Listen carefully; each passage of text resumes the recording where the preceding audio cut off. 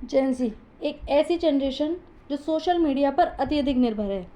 इन्होंने कई सरकारों के तख्ता पलट कर दिए और नेपाल में भी अब यही हाल है। नेपाल में जेन ज़ी आंदोलन कर रहे हैं सोशल मीडिया पर बैन लगने पर। तो उसके बारे में हम खबर देखेंगे कि क्या खबर आ रही है।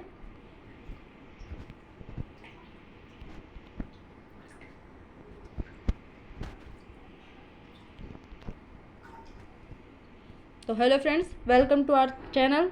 और आज हम देखेंगे करंट अफेयर्स की एक और न्यूज़। श्रीलंका और बांग्लादेश में सत्ता परिवर्तन करवा चुके हैं जेन ज़ी। पहले ही हमने देखा था जो श्रीलंका और बांग्लादेश है उसमें सरकार किस तरह से पलटी थी। क्या नेपाल में भी संकट में है सरकार? सरकार पर प्रश्न चिन्ह लगा हुआ है। क्या सरकार यहाँ पर भी जो है गिर जाएगी? नेपाल में युवाओं ने अतीत में कई विद्रोहों में महत्वपूर्ण भूमिका निभाई है। हम जब पढ़ते हैं हिस्ट्री तो नेपाल के बारे में भी पढ़ते हैं और उसमें देखते हैं कि कितनी बार उसका संविधान तक बदला जा चुका है, कितनी बार वहाँ पर जो विद्रोह हैं, आंदोलन है वो हो चुके हैं। वर्तमान में विरोध प्रदर्शन श्रीलंका और बांग्लादेश में भ्रष्टाचार के खिलाफ युवाओं के आंदोलन के समान है। श्रीलंका और बांग्लादेश में जेन ज़ी ने विद्रोह का नेतृत्व किया। नेपाल में भी प्रदर्शनकारियों ने सरकारी कार्यालयों में तोड़फोड़ की। आंदोलनकारियों की मांग भ्रष्टाचार की जांच और प्रतिबंधित इंटरनेट मीडिया की बहाली है। इसको लेकर के जो जेन ज़ी हैं वो प्रदर्शन कर रहे हैं, आंदोलन कर रहे हैं नेपाल में। खबर क्या है? तो नेपाल में सरकार ने सोशल मीडिया पर बैन लगा दिया है। जैसा कि हमने पिछले दिनों से देख रहे हैं कि जो नेपाल की सरकार है उसने सोशल मीडिया जिसमें फेसबुक, यूट्यूब, इंस्टाग्राम जैसे जितने भी सोशल मीडिया ऐप हैं उनको बैन कर दिया है, जिससे जेन ज़ी जो 1990 से लेकर के 2010 के बीच की जो जनरेशन है, इसके बीच में जो बच्चे पैदा हुए हैं उनको जेन ज़ी कहते हैं, generation Z. Social media generation, जिसको सोशल मीडिया जनरेशन भी कहा जाता है क्योंकि ये जो जनरेशन है वो सोशल मीडिया पर अत्यधिक निर्भर करती है, आक्रोश से भर गई है और प्रदर्शन पर उतर आई है। इससे देश की स्थिति अस्त व्यस्त हो चुकी है। जेन ज़ी संसद पर हमला कर रहे हैं, जिस प्रकार से हमने देखा था श्रीलंका में भी और बांग्लादेश में भी जो वहाँ के जेन ज़ी थे उन्होंने जो संसद है, संसद पर हमला किया था। वहाँ की जो राष्ट्रपति और प्रधानमंत्री थी उनको वहाँ से भगा दिया था। 4 नेताओं ने अपने पद से जो है इस्तीफा भी दे दिया है नेपाल में। नेपाल में भी बांग्लादेश व श्रीलंका जैसी स्थिति बनी हुई है। तो हो सकता है कि जो नेपाल की सरकार है वो भी गिर जाए। नेपाल ने सोशल मीडिया पर प्रतिबंध लगाया क्यों है? आखिर क्या कारण है जो नेपाल की सरकार ने सोशल मीडिया पर प्रतिबंध लगाया है? तो क्यों लगाया सोशल मीडिया पर बैन? नेपाल सरकार ने 4 सितंबर 2025 को फेसबुक, इंस्टाग्राम व व्हाट्सएप सहित 26 सोशल मीडिया ऐप पर जो है प्रतिबंध लगा दिया है। नेपाल सरकार का कहना है कि कंपनियों को सरकार से रजिस्ट्रेशन ना होने के कारण इनको जो है ब्लॉक कर दिया गया है, यानी कि प्रतिबंध इन पर लगा दिया गया है। सरकार ने कहा था कि आप जो है रजिस्ट्रेशन करवाएं गवर्नमेंट साइट पर, लेकिन इन कंपनियों ने नहीं करवाया, तो उसके कारण जो है नेपाल सरकार ने इन पर प्रतिबंध लगा दिया था। ये कदम फर्जी खबरों, साइबर अपराधों और राष्ट्रीय सुरक्षा के लिए लिया गया है ताकि देश की जो सुरक्षा है वो बनी रहे, ऐसा सरकार का कहना है कि इसलिए जो है प्रतिबंध इन पर लगाया गया है। प्रदर्शनकारियों की मांग क्या है? जो जेन ज़ी हैं, जेन ज़ी जो मांग कर रहे हैं उनकी मांग क्या है? तो सोशल मीडिया पर जो प्रतिबंध लगाया गया है उससे देश भर में आंदोलन छिड़ गया है। उनका कहना है कि सोशल मीडिया पर बैन लगाकर उनका अभिव्यक्ति का अधिकार जो है उसका हनन किया जा रहा है। यानी कि जो जेन ज़ी हैं उनका ये कहना है कि जो सरकार के खिलाफ कुछ भी बोलना हो या जो हमारे अभिव्यक्ति का अधिकार है उसका हनन किया जा रहा है सोशल मीडिया पर बैन लगाकर, क्योंकि हम देख रहे हैं कि सोशल मीडिया के माध्यम से जो लोग हैं वो अपनी बात एक दूसरे तक पहुंचाते हैं। जेन ज़ी न केवल सोशल मीडिया पर प्रतिबंध से नाराज हैं बल्कि बेरोजगारी व सरकार के भाई भतीजावाद से भी आक्रोशित हो रहे हैं। केवल एक ही कारण नहीं है, सोशल मीडिया पर ही जो है सोशल मीडिया पर बैन लगने के कारण ही जेन ज़ी नहीं भड़क रहे हैं, बल्कि जो बेरोजगारी है वहाँ पर उसको लेकर के भी और आर्थिक स्थिति जो देश की बिगड़ी हुई है उसको लेकर के जो है प्रदर्शन किए जा रहे हैं। नेपाल के अन्य प्रदर्शन भी हम जो है हो चुके हैं, पहले भी कई बार इसके प्रदर्शन हुए हैं नेपाल में। 1990 में जन आंदोलन प्रथम हुआ था, राणा शासन का अंत किया गया और बहुदलीय लोकतंत्र की बहाली 1990 में नेपाल में की गई थी। 2006 में फिर हमने जन आंदोलन देखा, राजतंत्र का समापन कर राजतंत्र की स्थापना की गई, लोकतंत्र की स्थापना की गई थी राजतंत्र को समाप्त करके।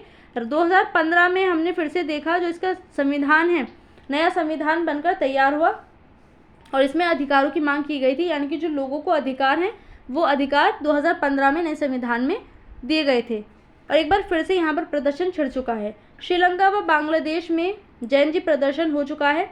श्रीलंका में ईंधन व खाद्य सुरक्षा को लेकर जैन जी ने विरोध प्रदर्शन किया तथा संसद पर हमला कर दिया, जिसके चलते श्रीलंका के तात्कालिक राष्ट्रपति यानी कि उस समय जो राष्ट्रपति थे श्रीलंका के, गोटबाया को अपने पद से इस्तीफा देना पड़ गया था। वो अपने पद को छोड़कर भाग गए थे वहाँ से। 2024 में नई सरकार आने पर नीतियों में बदलाव किए गए। जब 2024 में नई सरकार वहाँ आई तो जिन नीतियों से वहाँ के जो जैन जी हैं, जो लोग हैं, वो परेशान थे, उनमें बदलाव किए गए। श्रीलंका में हमने जो सरकार है उसका तख्ता पलट होते देखा। वही हाल हमने बांग्लादेश में भी देखा। बांग्लादेश में छात्रों ने सरकार की नौकरी में कोटा नीति के विरुद्ध बड़े पैमाने पर प्रदर्शन किए थे। प्रदर्शनकारियों का कहना था कि कोटा नीति से योग्य लोगों के बजाय राजनीतिक निष्ठावानों को लाभ पहुंचता है। जो नीति सरकार लाई थी नौकरी में, उसको गलत बताते हुए लोगों ने प्रदर्शन किया था। प्रदर्शनकारियों ने प्रधानमंत्री आवास पर हमला कर दिया था। प्रधानमंत्री शेख हसीना वहां से भाग गई थी, उस टाइम पर हमने देखा था, और वो जो है भाग करके भारत में आई थी, यहाँ पर रुकी थी। छात्रों ने भविष्य के लिए नई पार्टी नेशनल सिटीजन पार्टी का गठन किया था। जो वहाँ के स्टूडेंट थे, जैन थे, उन्होंने जो है प्रदर्शन करके वहाँ की सरकार को गिराकर और एक नई पार्टी का गठन किया तथा जो वहाँ पर आंतरिक सरकार है उसका गठन किया गया और आज भी बांग्लादेश में आंतरिक सरकार ही बनी हुई है। नेपाल पर प्रभाव क्या पड़ेंगे इसके? तो नेपाल में भी सरकार पलटने की संभावनाएं जताई जा रही हैं। जिस प्रकार के प्रदर्शन हमने श्रीलंका और बांग्लादेश में देखे, उनसे पूरी सरकार का तख्ता पलट हो गया। उसी तरह के जो हालात हैं वो नेपाल में बनते हुए नजर आ रहे हैं और नेपाल में पहले भी कई बार सरकारें गिर चुकी हैं। तो ऐसी संभावना जताई जा रही है कि जो सरकार है, ओली की सरकार, वो भी गिर जाएगी। एक बार फिर नेपाल में नया संविधान भी आ सकता है। हो सकता है संविधान जो है उसमें बदलाव किए जाएं। लगातार नेपाल में हो रहे प्रदर्शन से अंतर्राष्ट्रीय स्तर पर इसकी छवि खराब हो रही है, क्योंकि जो नेपाल है उसमें हम देखते रहते हैं लगातार प्रदर्शन होते रहते हैं, नया नया संविधान क्या बनता रहता है। तो उससे क्या है कि अंतर्राष्ट्रीय स्तर पर नेपाल की छवि जो है वो बिल्कुल धूमिल होती जा रही है। प्रदर्शन के कारण देश की आर्थिक स्थिति भी कमज़ोर हो रही है, क्योंकि हम देख रहे हैं जो देश है वहाँ पर केवल प्रदर्शन ही नहीं हो रहे हैं, वहाँ पर आगजनी हो रही है, लोग तोड़ फोड़ मचा रहे हैं, जिसके कारण जो देश की आर्थिक स्थिति है वो कमज़ोर होती जा रही है। भारत पर क्या प्रभाव पड़ेगा इसका? तो भारत नेपाल के साथ खुला बॉर्डर रखता है। जैसा कि हम जानते हैं जो एकमात्र देश है भारत का पड़ोसी जिसके साथ खुला बॉर्डर भारत शेयर करता है वो नेपाल ही है।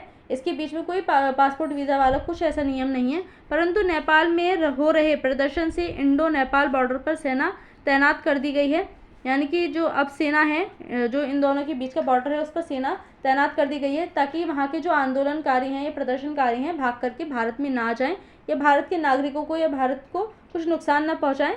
नेपाल से भारत में आतंकवादी गतिविधियां उत्पन्न हो सकती हैं, ऐसी संभावनाएं जताई जा रही हैं। नेपाल से आने वाले टूरिस्ट पर प्रतिबंध लगा दिया गया है, ताकि कोई गलत आदमी आकर के जो है आतंकवादी गतिविधि या भारत में राष्ट्र विरोधी गतिविधियों को बढ़ावा ना दे। इसलिए जो टूरिस्ट हैं उनको भी रोक दिया गया है, जिससे भारत की आर्थिक स्थिति पर भी प्रभाव पड़ेगा। क्योंकि हमें पता है जो टूरिज्म होता है वो किसी भी देश में कितना योगदान देता है देश की आर्थिक स्थिति को। लेकिन अब ऐसे में जो टूरिस्ट हैं नेपाल के, उनको रोक दिया गया है। भारत नेपाल के आगे संबंध तब तय होंगे जब ये जो प्रदर्शन है वो थम जाएगा। अब देखना ये रहेगा कि सरकार जो बचती है वो यही सरकार बचती है, कोई नई सरकार आती है, और नई सरकार आती है तो उसके साथ भारत की किस प्रकार के संबंध रहेंगे वो भी देखने वाली चीज़ होगी। भारत नेपाल संबंध कैसे हैं? तो दोनों का जो है साझा इतिहास रहा है। दोनों देशों में हिंदू व बौद्ध धर्म को मानने वाले लोग रहते हैं। बड़ी संख्या में दोनों ही देशों में हिंदू और बौद्ध धर्म को माना जाता है। 1950 में शांति और मित्रता संधि हुई थी दोनों देशों के मध्य। दोनों देश एक दूसरे से खुली सीमा साझा करते हैं, जो बॉर्डर है वो खुला हुआ है दोनों के मध्य। हाइड्रो पावर और मैन्युफैक्चरिंग में भारत जो है वो अत्यधिक निवेश करता है। नेपाल से भारत में टूरिस्ट शिक्षा, स्वास्थ्य, रोजगार व घूमने के लिए भारत में आते हैं, जिससे भारत की स्थिति को काफ़ी लाभ मिलता है। निष्कर्ष क्या निकलते हैं इसके? तो नेपाल में जैन अपने अधिकारों को लेकर प्रदर्शन कर रहे हैं, जिसके चलते सरकार ने 19 लोगों के मरने के बाद उनकी मांग को मान लिया है। जो सरकार है अब वो सोशल मीडिया से बैन को हटा रही है, यानी कि प्रतिबंध हटा दिया जाएगा। फिर से वो जो सारे ऐप हैं वो लागू हो जाएंगे। 19 लोग अब तक इस प्रदर्शन में मर चुके हैं। नेपाल में बांग्लादेश व श्रीलंका की तरह तख्तापलट की संभावनाएं जताई जा रही हैं कि ऐसा लग रहा है कि जो नेपाल की सरकार है फिर से एक बार गिरेगी। इससे न केवल नेपाल पर प्रभाव पड़ेगा अपितु जो पड़ोसी देश हैं नेपाल के उन पर भी इसका प्रभाव पड़ेगा और भारत पर भी इसका जो है प्रभाव हमें देखने को मिलेगा। तो इस न्यूज़ में इतना ही। Thank you.